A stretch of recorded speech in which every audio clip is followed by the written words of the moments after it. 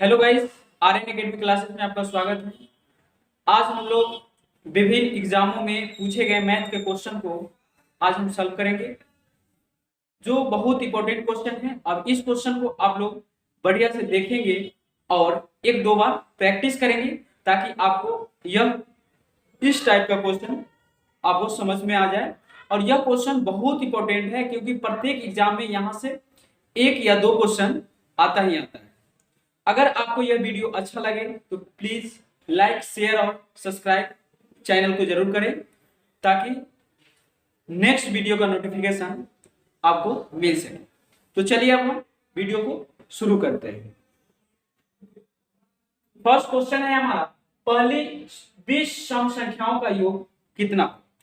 पहली 20 सम संख्याओं का योग कितना? तो इसके लिए आपको एक फॉर्मूला है, जो फॉर्मूला को आपको लर्न करना होगा, यानी बार बार आप प्रैक्टिस करेंगे तो आपको ऑटोमेटिक ये फॉर्मूला याद हो जाएगा। तो चलिए हम देखते हैं। प्रथम n सम संख्याओं का योग n इंटू n प्लस 1 होता है। प्रथम n सम संख्याओं का योग n इंटू n प्लस 1 होता है। हमको बोला गया है 20 सम संख्याओं का योग, तो हम यहाँ पे अब 20 पुट कर देंगे।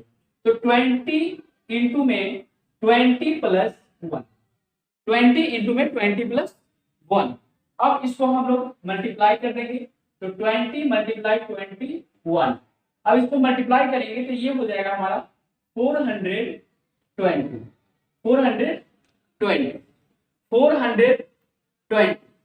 अब ये देखिए 420 जो है हमारा ऑप्शन में डी नंबर में, कौन सा ऑप्शन है हमारा? D number. तो फर्स्ट का आंसर आपका हो गया डी। इस टाइप का क्वेश्चन आप यहाँ पे आप डिजिट चेंज करके आप बहुत सारे क्वेश्चन को सॉल्व करेंगे और प्रैक्टिस करेंगे। अब यहाँ पे हमारा है 20, तो 20 है तो 20 के जगह आप 21 भी ले सकते हैं, 24 भी लिख सकते हैं, 25 ले सकते हैं। तो अब एक बार मैं इसको चेंज करके आपको बताता हूँ। अगर यहाँ पे 20 है तो हम यहाँ पे ले सकते हैं 25। क्या लेंगे हम? यहाँ पे हम ले सकते हैं 25। तो 25 सम संख्याओं का योग कितना होगा? तो इसके लिए सेम फॉर्मूला हमें लगाना होगा n इंटू n प्लस 1। तो लीजिए अब हम लोग लगाते हैं n इंटू n प्लस 1। तो n इंटू n प्लस 1 के जगह हमें क्या रखना होगा? 25।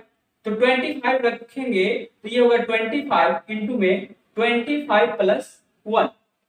अब ये हमारे पास आ गया 25 और प्लस 26, यानी 25 मल्टीप्लाई हो गया 26, 25 मल्टीप्लाई 26। अब इसको मल्टीप्लाई करेंगे तो आपको पता है कितना आएगा आंसर? 650।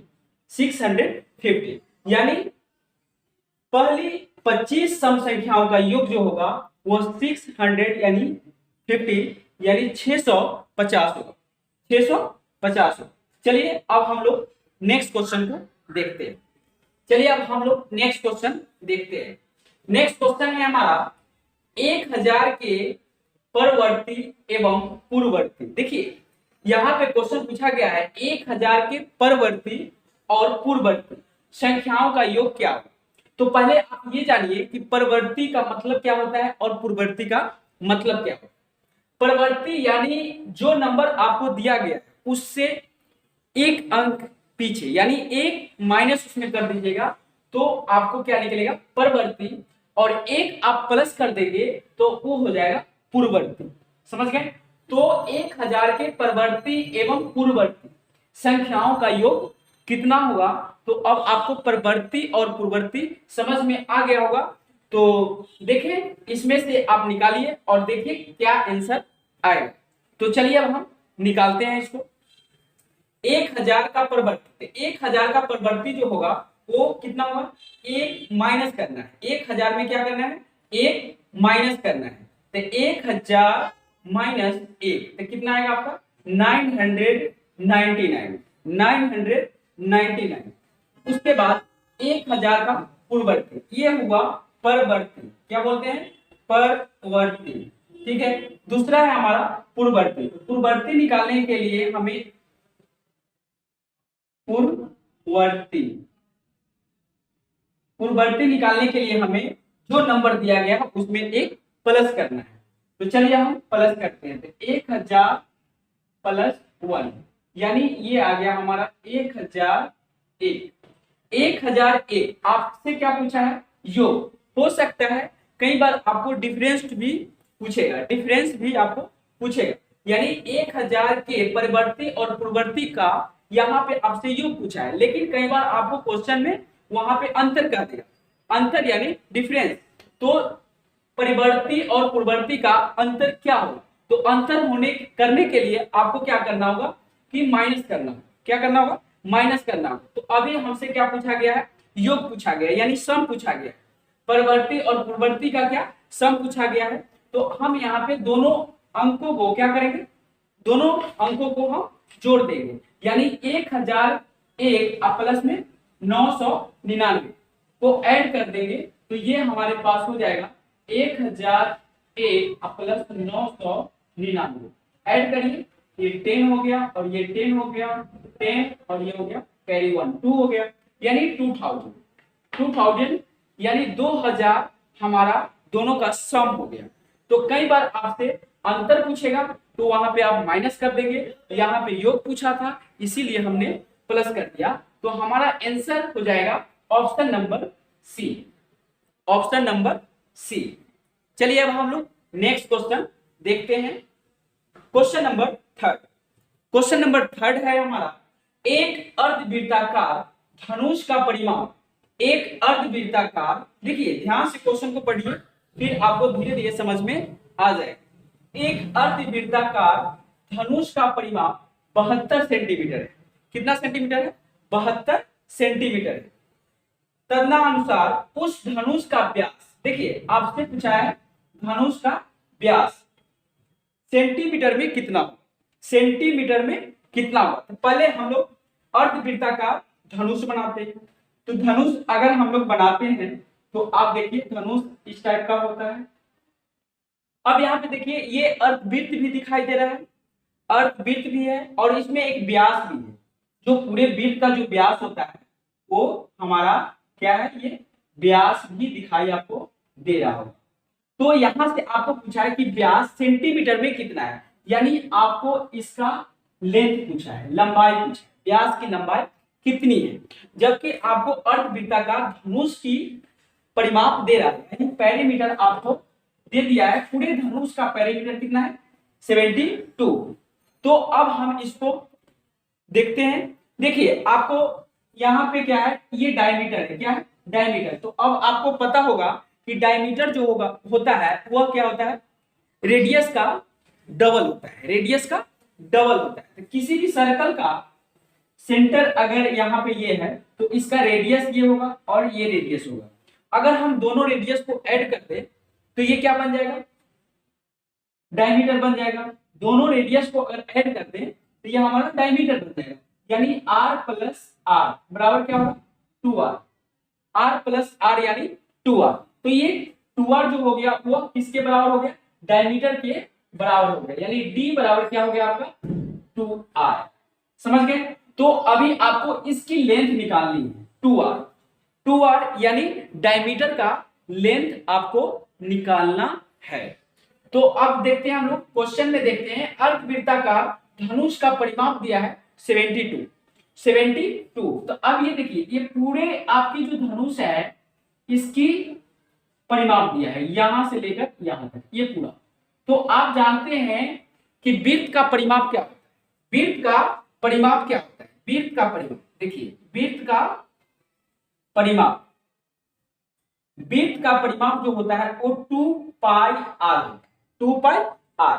तो इसी प्रकार अर्धवृत्त का निकाले, अर्धवृत्त का निकाले, अर्धवृत्त का परिमाप, अर्धवृत्त का परिमाप, परिमाप कितना होगा? 2 पाई आर अपॉन में 2, यानी अर्ध का निकालना है यानी आधे का निकालना है। तो 2 से 2 कैंसिल हो जाएगा, हमारे पास क्या आ गया? पाई। तो पाई आर क्या हो गया? अर्धवृत्त का परिमाप, यानी यहां से लेकर के ये पूरा जो लंबाई है अर्धवृत्त का परिमाप वह हो गया हमारा पाई आर। क्या हो गया? पाई आर। ये वैल्यू हो गई पाई आर। तो पाई आर प्लस में 2r, ये दोनों को अगर हम ऐड करें तो हमारा धनुष का परिमाप निकल जाएगा, धनुष का परिमाप निकल जाएगा। जबकि आपको धनुष का परिमाप दिया है, धनुष का परिमाप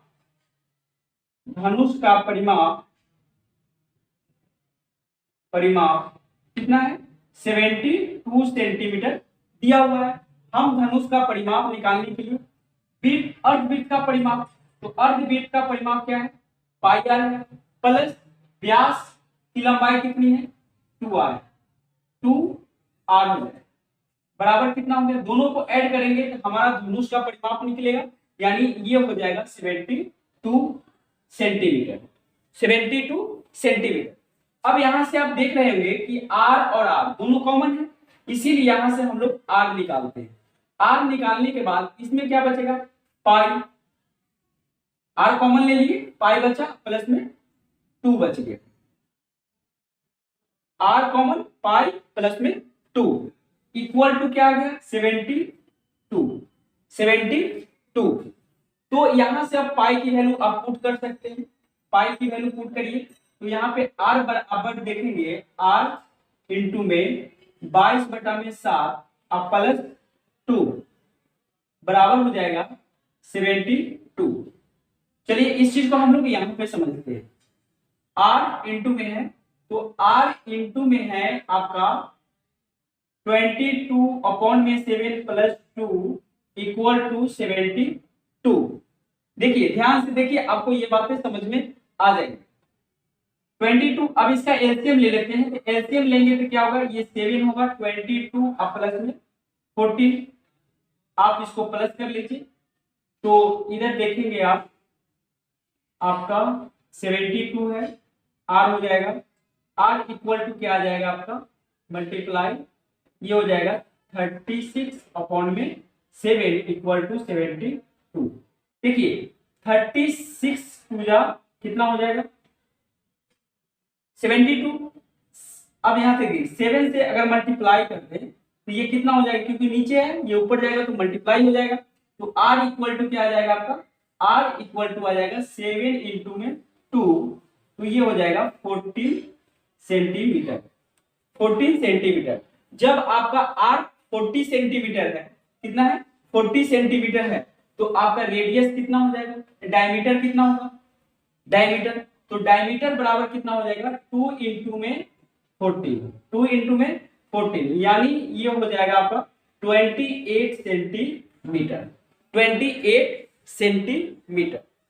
तो ये क्वेश्चन बहुत सारे एग्जामों में आया है, इसीलिए इस क्वेश्चन को आप ध्यान से समझें, ताकि यहाँ पे अर्धवृत्ताकार दिया है, तो अर्धवृत्ताकार के लिए आपको अर्धवृत्त का परिमाप का फॉर्मूला याद होना चाहिए, और उसको आप 2 से डिवाइड करेंगे, यानी वृत्त का परिमाप को 2 से डिवाइड करेंगे तो आपको अर्धवृत्त का परिमाप निकलेगा।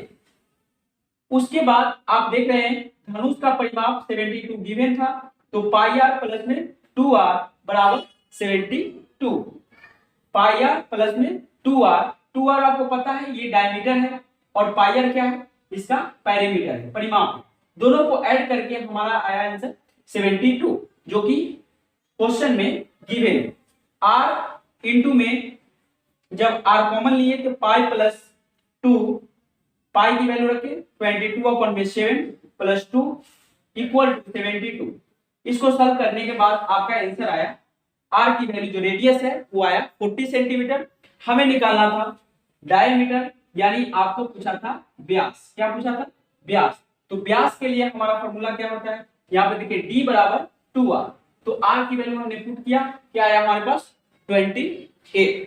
तो ऑप्शन जो है आपका ऑप्शन नंबर सी, यानी ऑप्शन नंबर सी आपका करेक्ट आंसर है क्वेश्चन नंबर 3 का। नेक्स्ट क्वेश्चन, चलिए आप नेक्स्ट क्वेश्चन देखते हैं।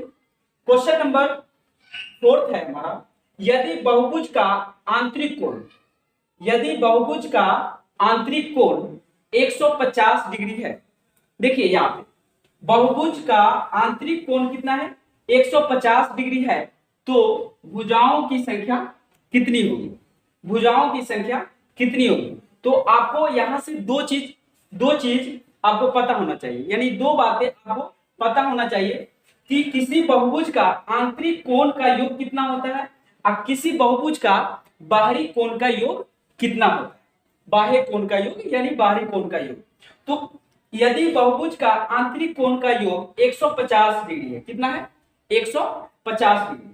यदि किसी बहुभुज का आंतरिक कोण, तो आपको गिवन है कितना आंतरिक कोण, तो आंतरिक कोण का जो योग होता है वह 180 डिग्री होता है, आंतरिक कोणों का योग। चलिए इसको आप लिख लीजिए, किसी, यहां पे लिखिए बहुभुज का आंतरिक कोणों का योग, आंतरिक कोण का योग कितना होता है 180 डिग्री, और बाह्य कोणों का योग, बाह्य कोणों का योग, बाह्य कोणों का योग 360 डिग्री होता है। कितना होता है 360 डिग्री। तो बहुभुज का आंतरिक कोणों का योग 180 डिग्री और बाह्य कोणों का योग 360 डिग्री। तो यहां से आपको क्वेश्चन क्या दिया है कि बहुभुज का आंतरिक कोण कितना डिग्री है 150 डिग्री है। तो उसमें आपसे पूछा गया है कि भुजाओं की संख्या कितनी होगी, भुजाओं की संख्या कितनी होगी। तो अब ध्यान से आप देखिए कि 150 डिग्री, 150 डिग्री क्या है हमारा आंतरिक कोण है, 150 डिग्री क्या है आंतरिक कोण। तो इसमें आपको पता है कि आंतरिक कोण का योग कितना होता है 180 डिग्री, 180 डिग्री, जबकि यहां क्या है 150 डिग्री, यानी जितना कम है उतना से आप डिवाइड कर दीजिए बाह्य कोणों में, बाह्य कोणों में। चलिए अब इसको हम देखते हैं। यहां पे देखिए आंतरिक कोणों का योग 180 डिग्री, यहां पे दिया है 150 डिग्री, तो 180 में से आप 50 घटा दीजिए तो आपके पास कितना आ जाएगा 30 डिग्री होगा। 30 डिग्री से आप बाह्य कोणों को और डिवाइड कर दीजिए, तो यानी भुजाओं की संख्या निकल जाएगी। चलिए अब देखिए भुजाओं की संख्या बराबर हो जाएगा आपको बहुभुज के आंतरिक कोणों का योग 180 डिग्री, आंतरिक कोणों का योग 180 और बाह्य कोणों का 360। तो आपको क्या करना है कि 180 जो भी आंतरिक कोण है उसमें जो आपको आंतरिक कोण दिया उसको माइनस कर लीजिए, तो ये दोनों का अंतर 30 डिग्री का हो जाएगा। नीचे आप देखेंगे तो बाह्य कोणों का योग 360 डिग्री, तो आपको क्या करना है 360 और दोनों का अंतर कितना है 30 डिग्री का है। तो आप यहाँ पे 30 डिग्री से डिवाइड कर लीजिए, तो ये हो जाएगा आपका 12, यानी 12 भुजा। समझ गए। तो यदि बहुभुज का आंतरिक कोणों का योग 150 है तो बहुभुज की संख्या, भुजाओं की जो संख्या हो जाएगी वो कितना हो जाएगी 12 हो जाएगी, भुजाओं की संख्या 12। तो चलिए आपका ऑप्शन नंबर बी है। तो मुझे उम्मीद है कि आपको यह चारों क्वेश्चन बहुत बढ़िया समझ में आ गया होगा, और अगर आपको यह क्वेश्चन बढ़िया समझ में आ गया तो प्लीज आप लाइक शेयर और सब्सक्राइब जरूर करें, और ताकि नेक्स्ट वीडियो का नोटिफिकेशन आपको मिल सके। वीडियो देखने के लिए धन्यवाद। देखिए भुजाओं की संख्या बराबर हो जाएगा आपको बहुभुज के आंतरिक कोणों का योग 180 डिग्री, आंतरिक कोणों का योग 180 और बाह्य कोणों का 360। तो आपको क्या करना है कि 180 जो भी आंतरिक कोण है उसमें जो आपको आंतरिक कोण दिया उसको माइनस कर दीजिए, तो ये दोनों का अंतर 30 डिग्री का हो जाएगा। नीचे आप देखेंगे तो बाह्य कोणों का योग 360 डिग्री, तो आपको क्या करना है 360 और दोनों का अंतर कितना है 30 डिग्री का है। तो आप यहाँ पे 30 डिग्री से डिवाइड कर लीजिए, तो ये हो जाएगा आपका 12, यानी 12 भुजा। समझ गए। तो यदि बहुभुज का आंतरिक कोणों का योग 150 है तो बहुभुज की संख्या, भुजाओं की जो संख्या हो जाएगी वो कितना हो जाएगी 12 हो जाएगी, भुजाओं की संख्या 12। तो चलिए आपका ऑप्शन नंबर बी है। तो मुझे उम्मीद है कि आपको यह चारों क्वेश्चन बहुत बढ़िया समझ में आ गया होगा। और अगर आपको यह क्वेश्चन बढ़िया समझ में आ गया तो प्लीज आप लाइक, शेयर और सब्सक्राइब जरूर करें, और ताकि नेक्स्ट वीडियो का नोटिफिकेशन आपको मिल सके। वीडियो देखने के लिए धन्यवाद।